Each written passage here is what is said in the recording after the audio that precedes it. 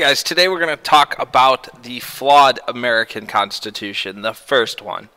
Our current one, well, maybe it has flaws too, but we haven't sat down to rewrite it yet, so we don't know. Or maybe we do know.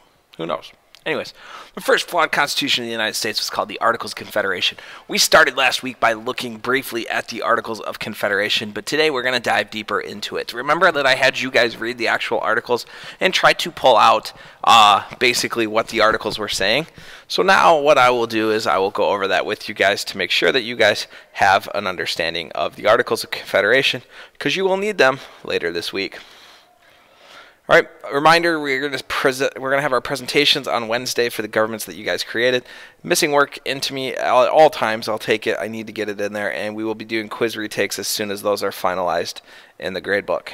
All right, so as we start talking about the Articles of Confederation, what's important is that we go over each one of them.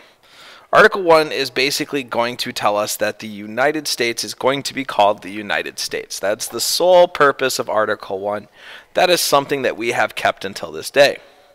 Article 2 sets forth that the Confederacy, or the loose organization of states, shall exist, and each state shall remain its own power. It retains power. Basically, the federal government cannot tell what each state to do. We're going to talk about weaknesses today, too. Pay attention to that one. All right. Article 3 says the states must get along in order to provide and support the nation if it is threatened. Article 4 sets the relationship between the states, including the idea of extradition. Extradition is I commit a crime in Indiana, but I get arrested in Michigan for something else. Michigan sends me back to Indiana so that I could pay the piper for my crime in Indiana as well. Article 5 states can select how to elect delegates, but they must do so every year. Would be a weakness. We'll talk about that in a moment. All right, and states can select how to elect delegates. Whoa, that's a mistake. But basically what you guys will see is that each state has the opportunity to elect those delegates, right? So when we talk about the Articles of Confederation, these are just the first here. And what we would see with Article 6, actually, when we look at it more carefully and in a proper area here, is the central government can conduct foreign policies, is what that's supposed to say. All right, so only the central government can conduct foreign policies. All right, each state can build their own army, says Article 7, but that army must serve the nation if called upon.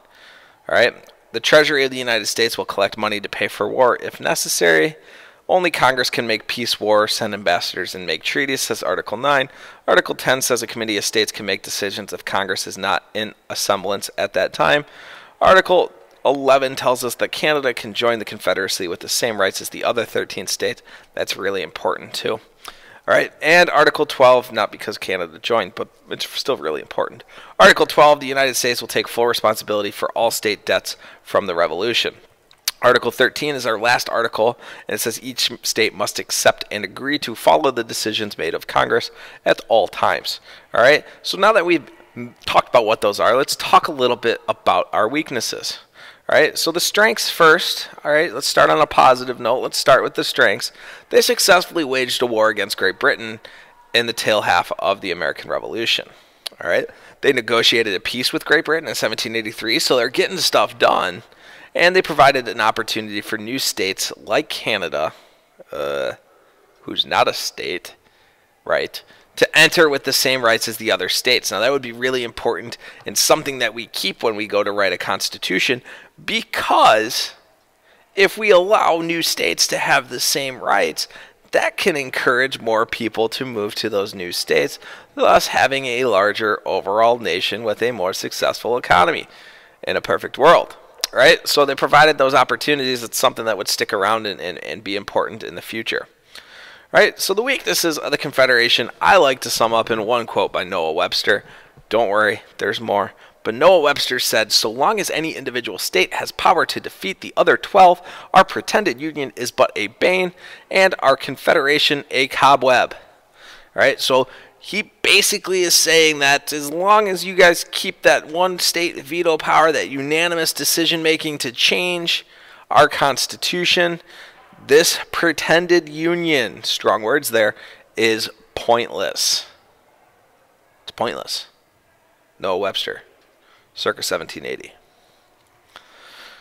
So first weakness, Congress has no power to create a currency.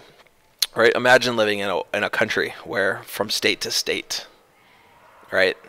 Michigan has the Michigan dollar and Indiana has the Hoosier dollar, right? I get it, lottery's that way now, but that's different, right? I can't go to the store in Indiana with my Michigan dollars because Indiana only accepts Hoosier dollars, and those Hoosier dollars are no good in the state of Michigan. Well, I probably wouldn't work here because I'd probably be paid in Hoosier dollars, and that wouldn't be worth it for me, right? So what's important is we realized that they had these different things which basically stopped any and all interstate commerce. No longer did we trade between states to do this. What we did was instead we kind of kept to ourselves. So North Carolina and South Carolina couldn't trade. Never mind that Virginia may be closer to you.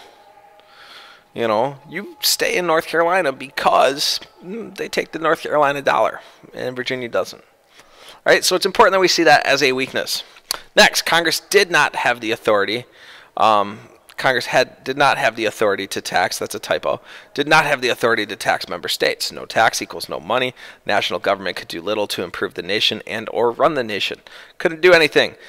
Article 3, Congress was unable to regulate commerce between states and foreign countries. Economic quarrels between states and countries would refuse to do business with the United States. So North Carolina and South Carolina would fight. There was nothing they could do. North Carolina cotton versus North Carolina cotton, that's a mess, right? We're all upset. So basically the foreign countries would refuse to do business because it was not beneficial to them. This hurt the country overall.